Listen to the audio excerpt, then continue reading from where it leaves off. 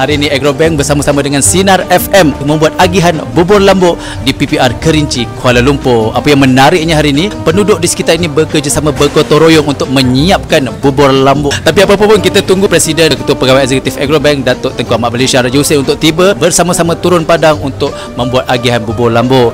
Jadi apa lagi yang kita tunggu? Jom.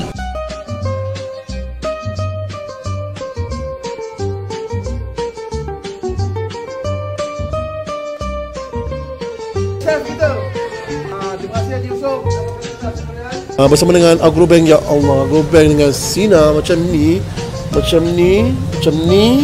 sama-sama naik. So, jadi terima kasih kepada Agrobank kerana memberi ruang dan peluang kepada Sinar juga kan, untuk bersama-sama untuk kolaborasi untuk memberikan bubur lambuk yang telah pun disediakan dari jam 8 pagi tadi sampai sekarang ni. Kakak-kakak sayang kita ada kat sini, chef ada kat sini, siapkan semuanya untuk persiapan kita petang ini. Warga-warga PPR Kerinci, selamat menyambut selera bubur lambuk yang tak seberapa ni, tapi inilah ada seikhlas hati kami untuk memberi kepada anda.